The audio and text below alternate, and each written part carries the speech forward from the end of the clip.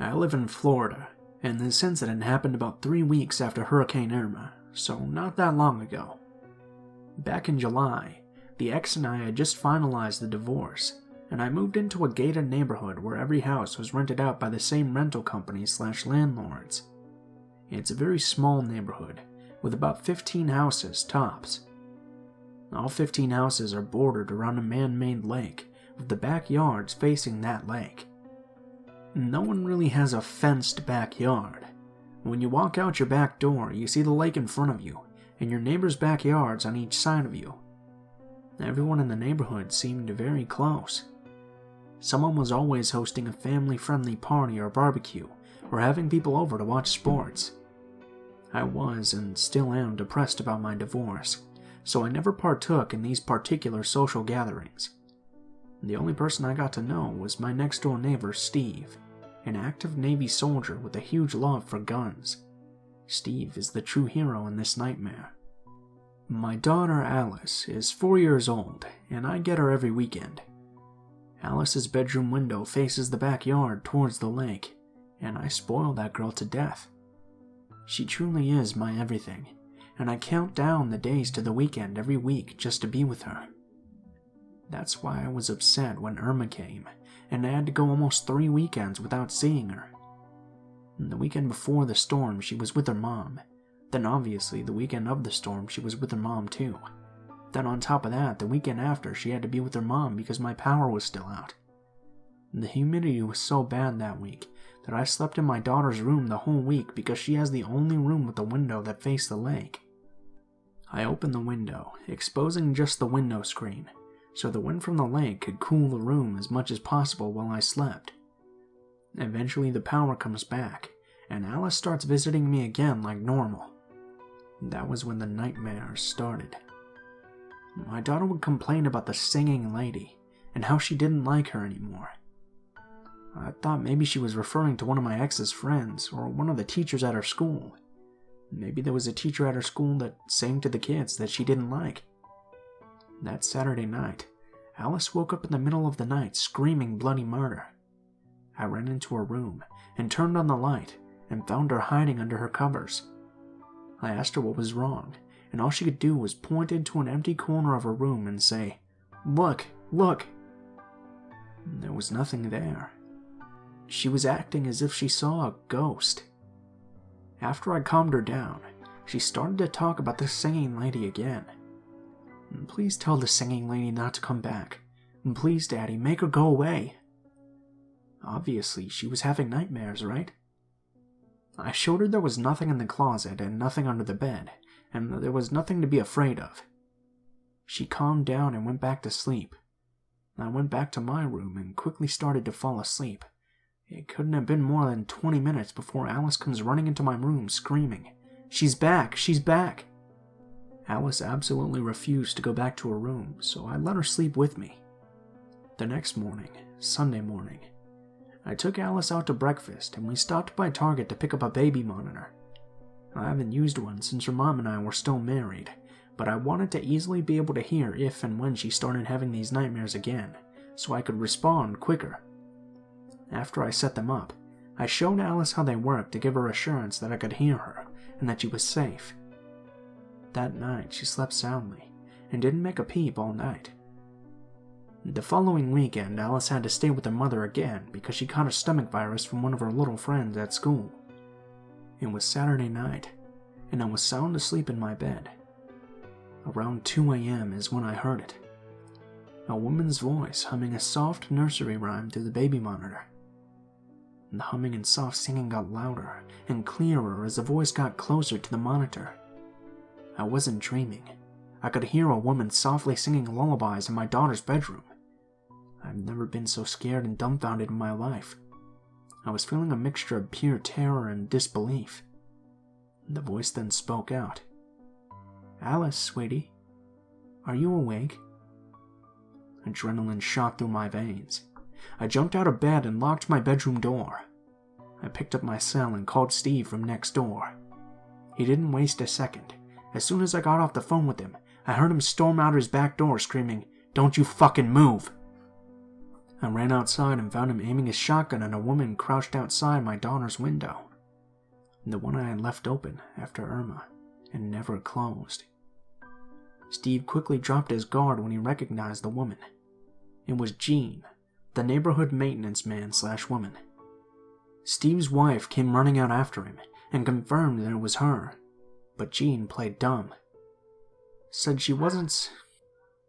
She said she was near my daughter's window because she was doing her weekly patrol for gators and thought she saw one approach our house from the lake.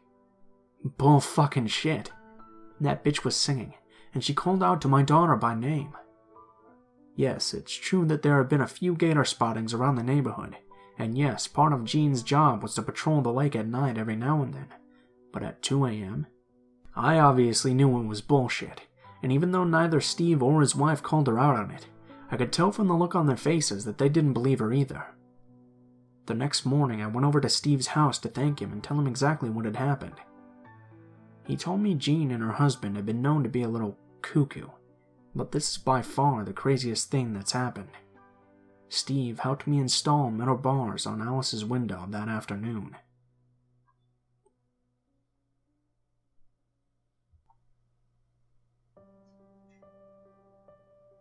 This happened just yesterday.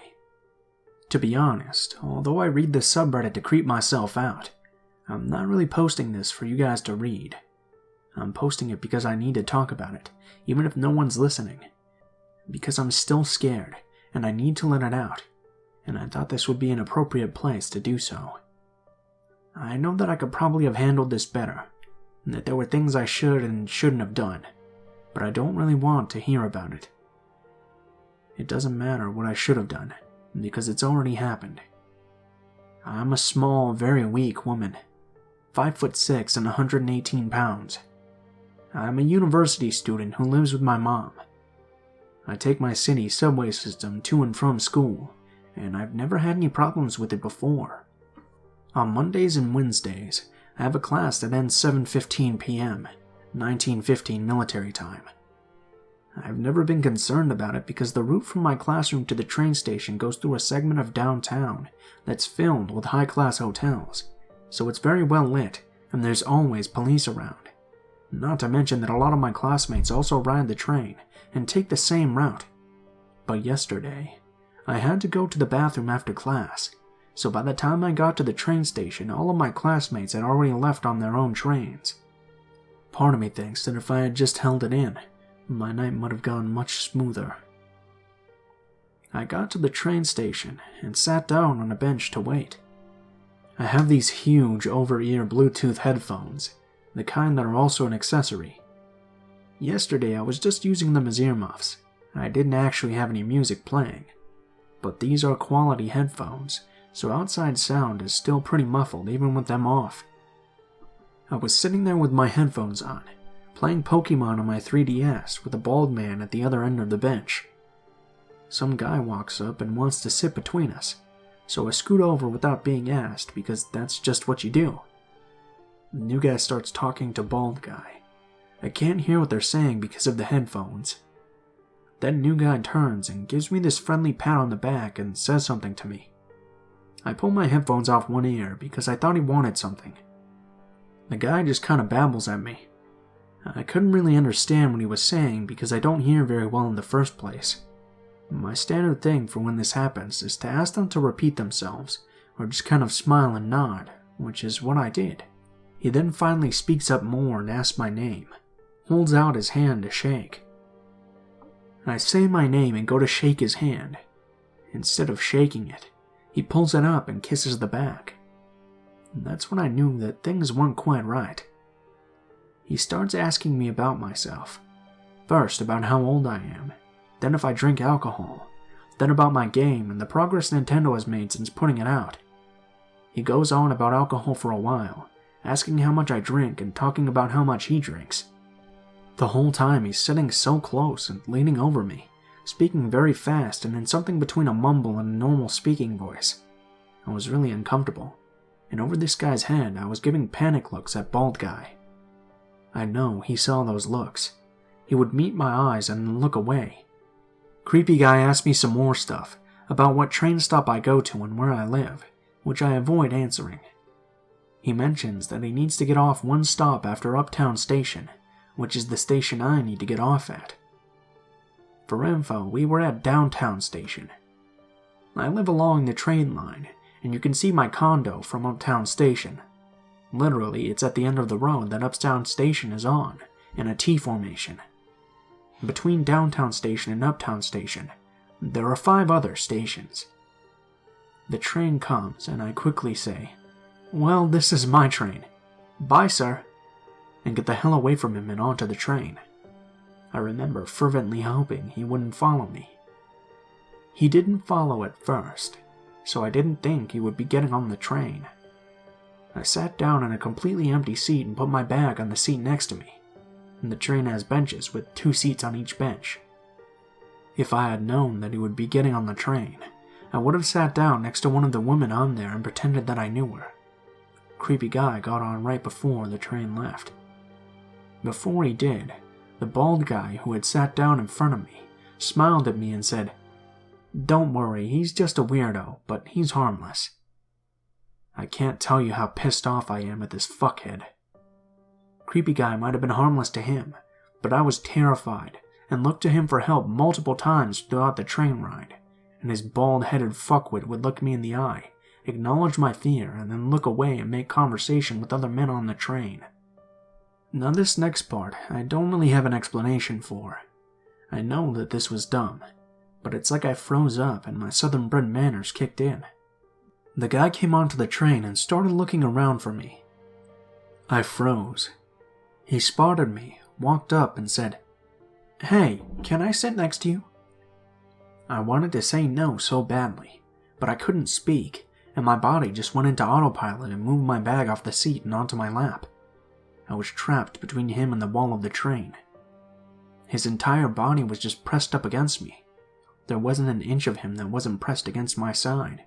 I was just kind of frozen, facing straight forward and staring at my game. When he talked, he did it with our cheeks only an inch apart.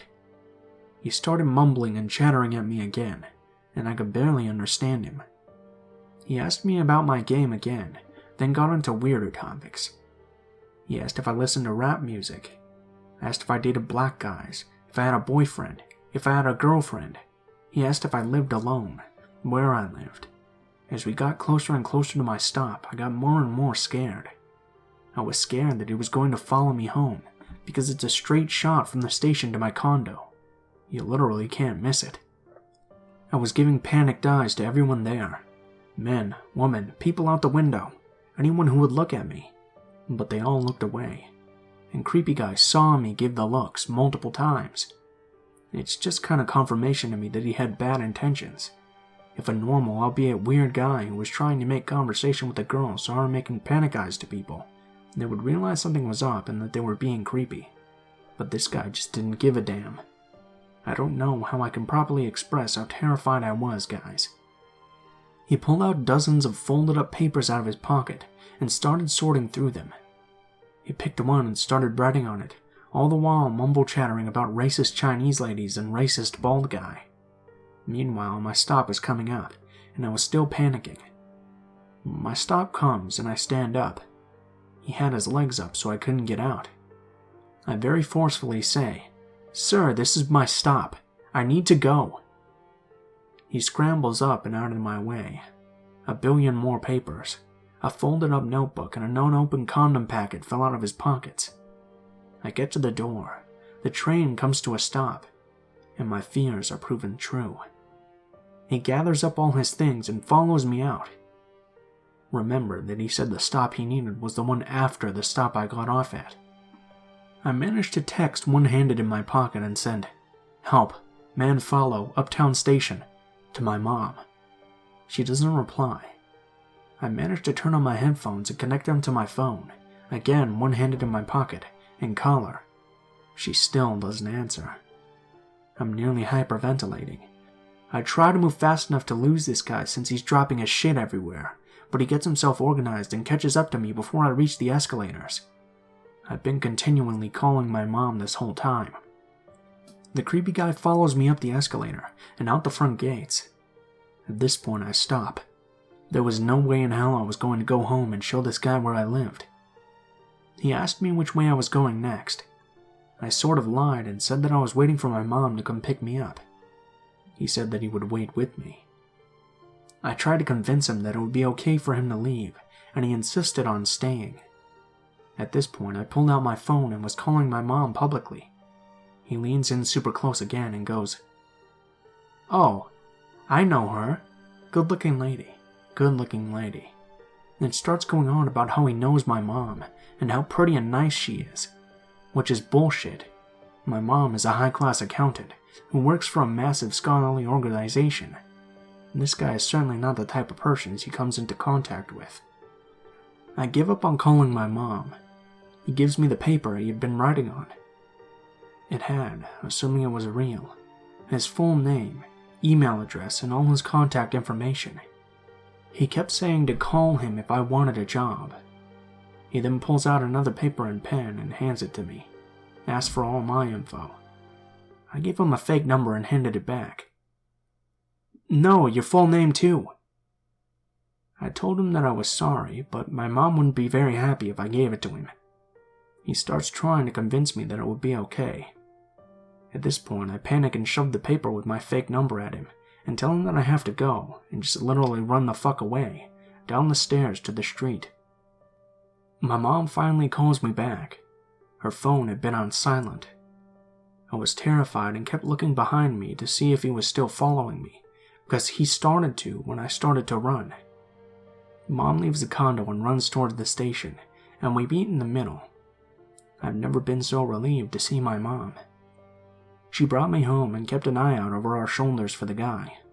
I still have the paper with his supposed full name and contact info. I feel like I need to share the story because I have to go back to school on both those stations today, and I was terrified he would still be there. He was a black guy wearing a baseball cap, and I feel terrible about this, but anytime I saw a black guy wearing any kind of hat, I nearly jumped out of my skin. Thank God it wore off by the time I got to class, but I'm still scared I'm going to encounter him again.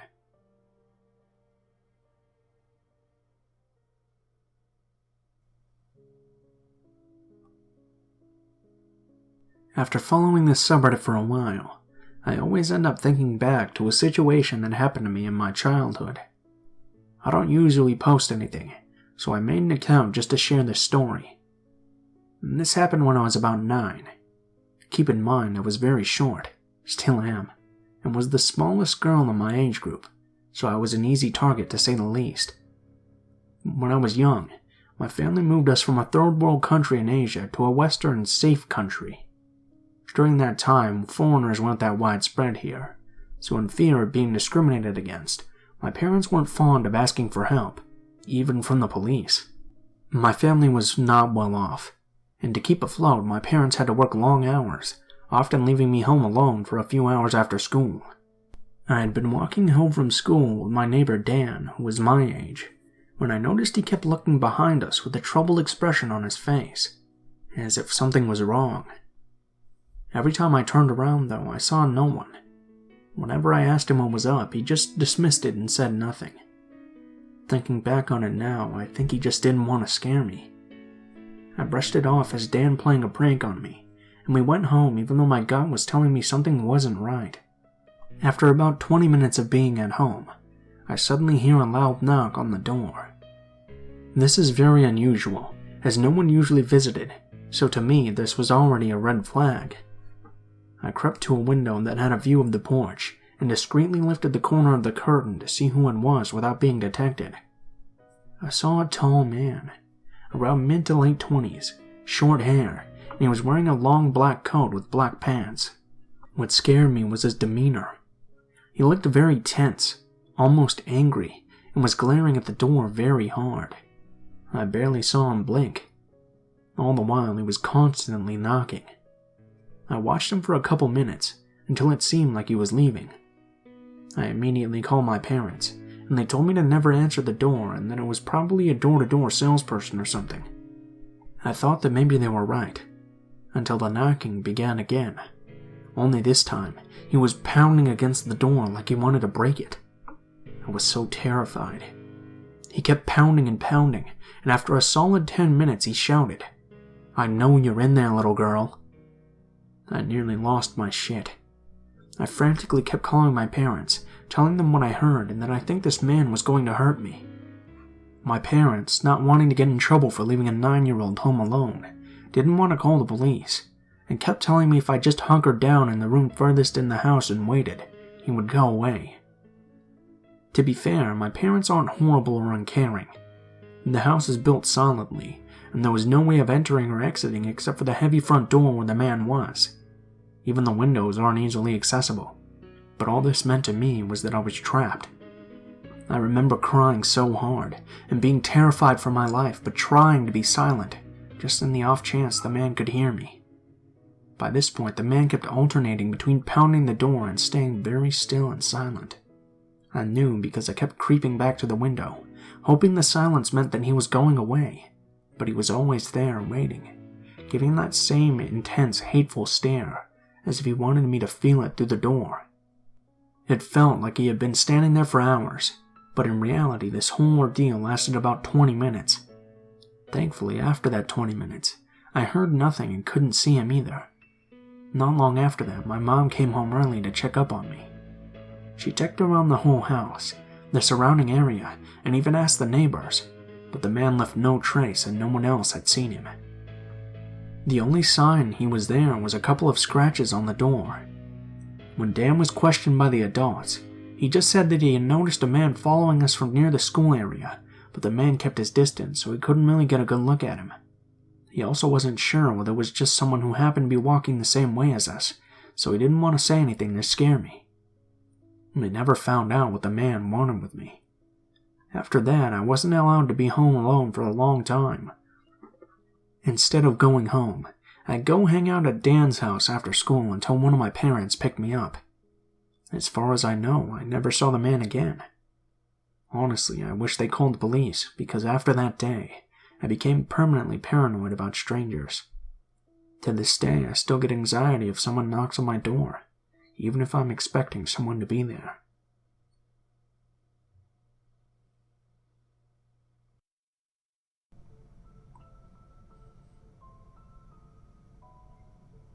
What is up, guys? Blue Spooky here, as always.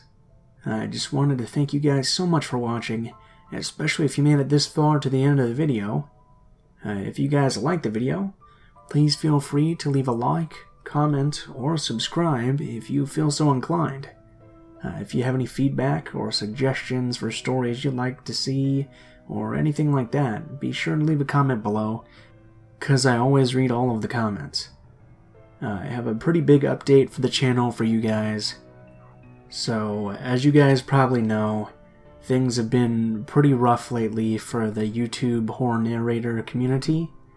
Basically, on YouTube, a bunch of advertisers pulled out, and now everybody's getting way less returns on their views and everything like that. So, I wanted to announce that I finally set up a Patreon account where you guys can donate and contribute to the channel if you like. Of course, it's never necessary.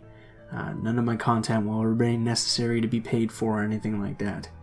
Basically, what Patreon is it's just a tip jar for artists, if you feel like supporting them. Of course, if you don't have the money or anything like that, please don't feel like you have to or anything. It's just there for people who want to. So I'll be leaving a link to that in the description of the video, and also probably in a comment with the timestamps for stories for this video. Please give me feedback on what you guys think about that. I'm a little bit nervous about it, but I hope it will go over well, and I hope you guys understand why I'm doing that. If you'd like to contact me, or if you have any stories you'd like to send in or that you'd like me to read, please be sure to take a look in the description of the video below. There will be links to all of my social media, including my Facebook, Twitter, and Gmail accounts. Send me a message on any of those, and I'll try to get back to you as soon as possible. If you do decide to send in a story, please be sure to include in the header of the email, or whatever you choose to send, what the title of the story is, what the theme of the story is, if it has any, and how you would like to be credited in the description of the video the story appears in.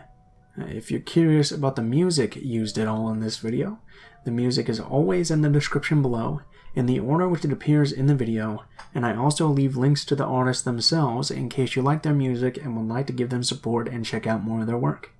And of course, if you have any constructive criticism, please be sure to leave it in the comments below, as I'm always looking for new ways to improve the channel. Thank you guys so much for watching, and I hope you guys have a wonderful day.